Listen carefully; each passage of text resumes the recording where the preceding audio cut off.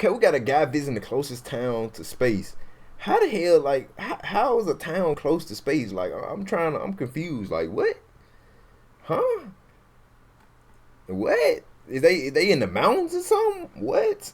Let me see. La Rinconada, the closest inhabited place to the sky on Earth, where people are living above the clouds. At this Okay, so they is kind of technically living in the mountains. Oh, okay. extreme altitude of 5,100 meters or 16,700 feet, the atmosphere significantly thins, and the locals are living with only 50% of the usual oxygen I'm trying to see though, why do they even get a town right there though? If y'all really don't get oxygen like that though, is what's confusing me though. It's crazy. levels. Their bodies have evolved to produce 2 times more blood cells than ours. On this barren land, not even a single tree can survive because of the low air pressure. This town in the Peruvian Andes is even So how the hell is they able to survive if it ain't no trees, no nothing? I mean, I get it. It's still gonna be oxygen, but it's just like 50% less oxygen though. It's crazy. 300 meters higher than Mont Blanc, the highest peak in the Alps of Europe. Far from the modern world, it is a place where crime and danger are always nearby. People come to these harsh lands for only one reason: gold. About 50,000 people settled here among piles of trash, all dreaming of wealth. We are on the road to explore life in the world's highest settlement. Pull over. Yeah, pull over. Give me 2, please. 2 oxygens. Please. Climbing above 2,000 meters in a day can trigger altitude sickness for someone used to sea level. But as of now, we have already doubled that elevation level. Very deep. Headache, dizziness, and nausea are the first symptoms, followed by coughing. It may cause shortness of breath. Immediate help is crucial when rapidly progressing Yeah, he going through it already though. They might like he finna start having headaches and everything soon. altitude sickness leads to fluid accumulation in the lungs. At high altitudes, the body loses about twice as much water through breathing, so it's important to keep hydrated. Look at the elevation here, friends. So that mountain is as high as that cloud. So we're gonna go above the clouds. Don't worry about us, we're fine. We're gonna inhale these as the altitude rises. Nothing happens to people from here. They have an adaptation to this situation. Atmosphere layer gets thinner and it makes it harder to inhale the oxygen. But we will get used to it. The place we're heading to is a mining town. Deadly chemicals like cyanide and mercury used in gold processing have contaminated the soil and agricultural water in the settlement. Before starting the journey, we also packed plenty of food and clean drinking water. We're born here. We are adapted to this elevation. The normal oxygen level in blood should be between 95 and 100%. Below 80%, vital organs become negatively affected. I'm trying to normalize my current 72%. I damn would have had like one of those little oxygen tanks on me. I motherfucker had this shit on my back, like on my back or something. Just had like an oxygen mask on me, so I wouldn't even have to worry about that. But I mean, this cool too though. But I wouldn't want to just keep having to put that motherfucker on my mouth though, bro. My nose and my mouth, bro, because it's just like, bro, that's too much. Percent level with oxygen, but it's a temporary solution as we're going up higher every minute. The town is literally surrounded by tons of waste stretching for miles. Nature has given place to piles of garbage. The moment we arrived, a sickening odor hit me suddenly. We are at our hotel in La Rinconada. Our guide is setting. But it's just like you really ain't got like no sightseeing, no nothing for real. Just garbage and mountains. Like, yeah. A sickening odor hit me suddenly. We are at our hotel in La Rinconada. Our guide is setting up the oxygen tank for us. What is the name Okay, of this hotel? that's better. Means sky. Use the oxygen tank for 5 minutes first, and after a little break, and another 5 minutes. You need time. Rest a little bit to adapt your body to this elevation. When I got out of the car, I felt dizzy. I was like going to fall. Very normal. Crimes, especially stabbings and theft, are quite common here, cause locals typically keep their cash and gold with them as there are no banks available. We're teaming up with 2 police officers to keep us safe while we're filming. They are undercover police and they will follow us everywhere we go. Marco directs us to coca leaves, as he thinks it's a remedy to avoid getting altitude No banks is crazy. sickness, a traditional habit here. Coca leaves. Coca leaves. I think they're consuming this for altitude sickness.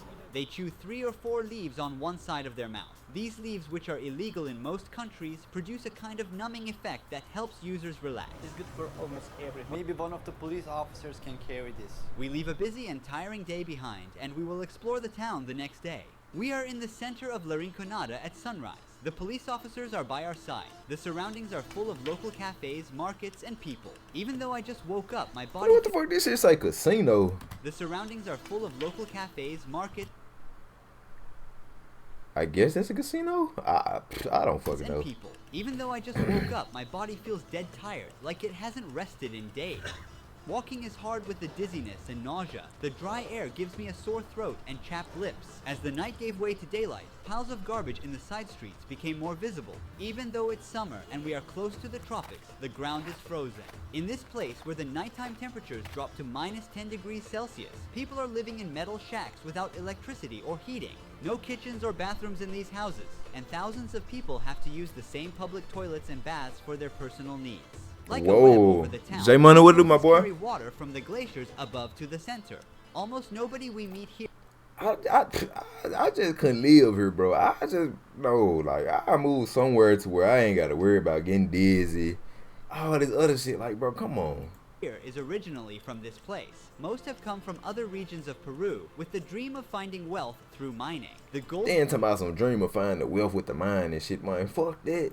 prices multiplied sixfold between 2001 and 2012 and led to a population boom in the area. However, the conditions are extremely harsh for the 50,000 people living here. There's been no effort 50,000 is insane. to develop infrastructure suitable for the growing population. Every day, thousands of people throw their garbage on streets indistinguishable from dumping sites. There are no services from the government to pick up this trash. People are on their own.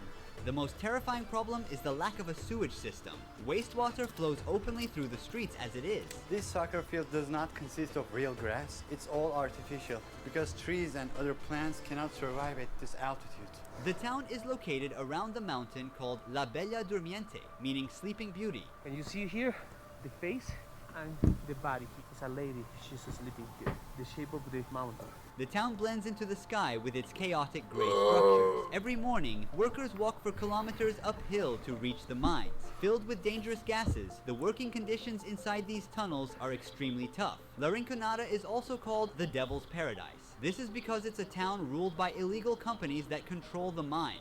There are signs near the tunnels that order to shoot those who enter without permission. No matter the warnings, we are determined to get inside these mining tunnels. Well, we'll try to see how they work. Our friends, they said, probably we can get very close. Can you see the lady there? The lady, Yeah, she's a lady up there.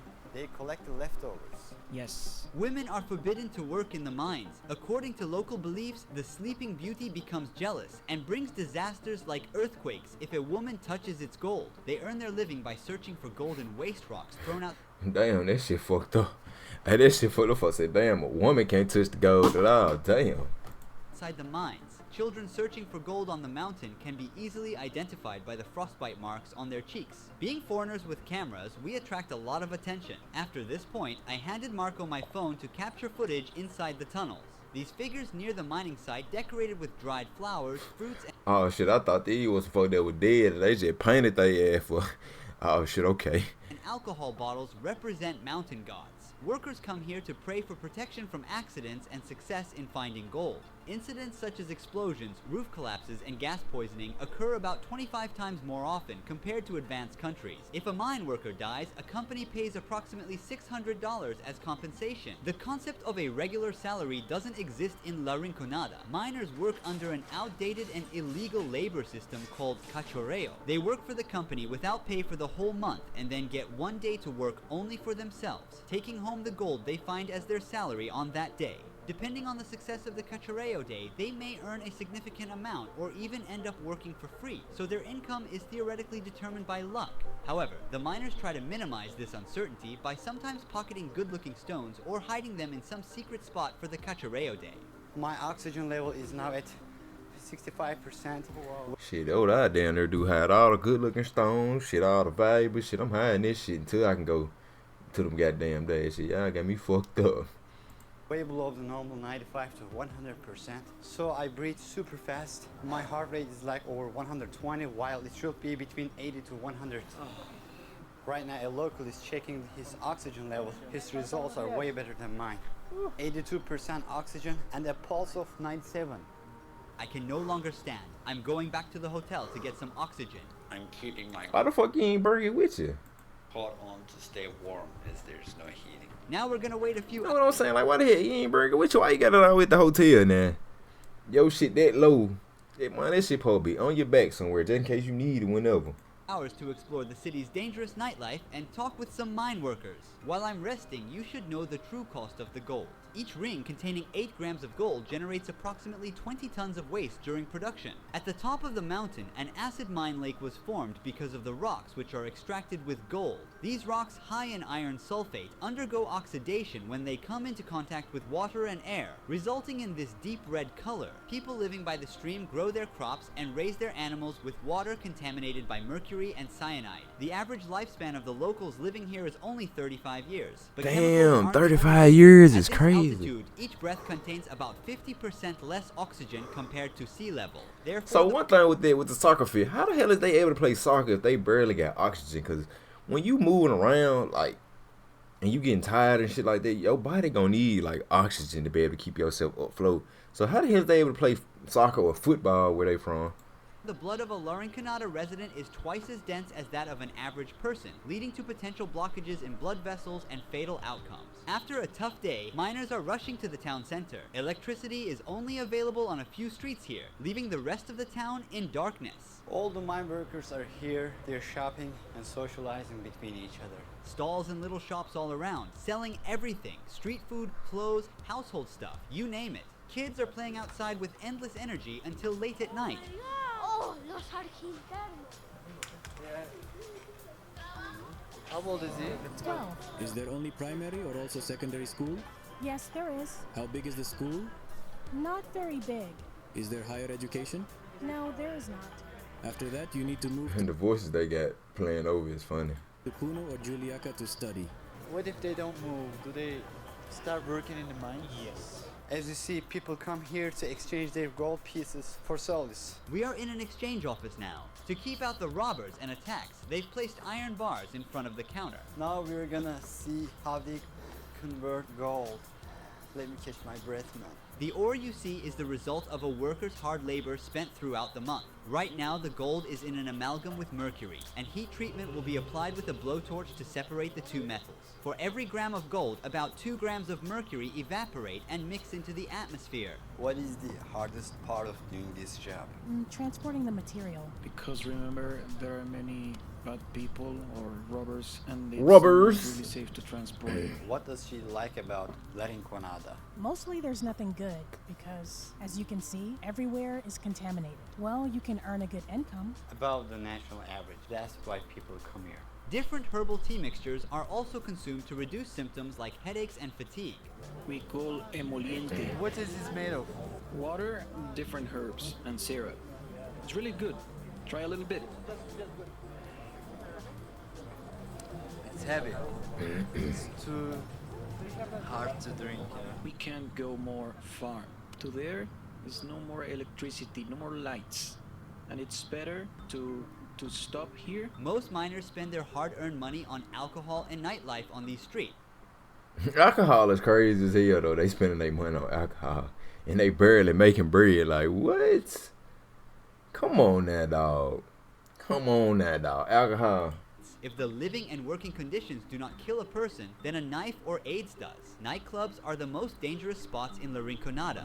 In this street there are bars, nightclubs, and some companionship options for mine workers. We are at the center of human trafficking, robbery, and murder in La Rinconada. If you look there, you can see the lady. There are many people trying to buy a rose for the ladies here. According to Puno police, approximately 2,500 underage girls are being exploited in these places we just walked by. The town has only one police station, and the Peruvian government And they barely able to do any fucking thing about this shit too on it. It's crazy. isn't putting in any One police station is crazy. But shit, I mean, if they barely get money, they barely getting paid. Shit, I'm surprised these folks even being police though. effort to combat these crimes. Is there a jail here? No, we call calabozo. So if y'all ain't got a jail, what the fuck the police there for? There is like a place, a very small place. There's no hospital in the city, right? There is a tiny, very Damn, if it ain't a hospital either, damn, what the fuck? tiny clinic, maybe 2, 3, 4 rooms max. We're now meeting with a miner who has spent 12 years working in La Rinconada. He also owns the only gym in the town. After a day of intense physical labor, miners continue sweating out. Ramiro... I'm trying to see how the hell is they, if it's barely in it, how the hell is they able to work out and do all that shit? Cause you gonna need oxygen to be able to keep up with it. I don't fucking know, bro. I guess once you're about to get used to it, you just used to it. I don't fucking know. is one of the few lucky miners. What is the largest amount of gold ore you ever found in grams? 200 grams. Oh wow, he found 200 grams in one piece. It's a lot of gold. Are you married? Yes, we have 3 children. They're in university. Do you advise your children to work in the mines? No. Because it is very, very dangerous. They rob when the miners collect gold. How does elevation affect your body? Even though I'm from Puno, I have that problem. Puno is at 3,800 meters above sea level, so coming here at 5,000 meters above sea level, it starts to be challenging. Digestive issues at first, 3 days of suffering. How much money do mine workers make? Sometimes it goes up, down, down, and up. One would earn more or less around 2,000 Peruvian soles and a little more. Your hands are so affected by 500. working in the mines. I accidentally hit myself with a rock while trying to separate the mineral from... Yeah, I saw him say, cause this shit black, so that mean like he did some going on. gold. So you're using a stone to crush, and then suddenly, bam, injuries. You hit your hanger. Injuries, You hit your injuries, hand. especially on this side when you're crushing. Are there any passed away mine workers? It's quite constant. The mine, many say, is for strong men. They don't mean strength in muscle size. Primarily, it's more about mental strength, about resilience, about mastering, considering the altitude. It's not so simple. We're 5,000 meters above sea level. Although the dream of coming to La Rinconada and finding a large gold ore may seem attractive from the outside, most miners and their families never achieve the financial comfort they desire. The Peruvian government has been silent for years about the illegal operations in gold mines and the abuse of workers. Despite all these conditions, people continue to seek the opportunity of a better life in the world's highest settlement. Thanks for watching. Don't forget to subscribe so you don't miss new documentaries. I want to see what some of these comments say. Damn, I don't even know what you... Holy shit, how did you manage with 65 SpO2? What the fuck is SP? I know the O2 is oxygen. Or H2O.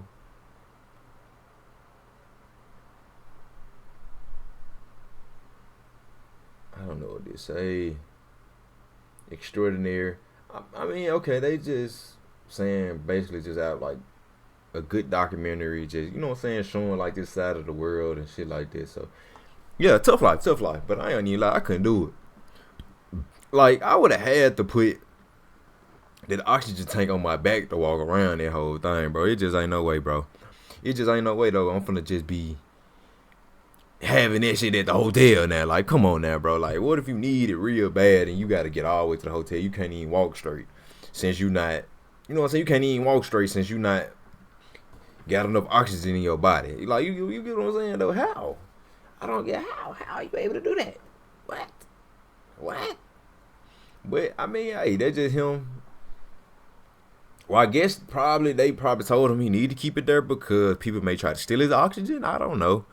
But if they already used to it, I feel like they wouldn't be trying to steal the oxygen. He ain't even had the little cans with him. Now, okay, if he would have had the little cans with him and then had a tank at the house or at the hotel or whatever that was, okay, cool. But I don't even think he had the little cans with him, so I would at least have about 6-7 cans with my ass. I ain't even count, Ben. I don't know. I ain't got too much to say, but yeah.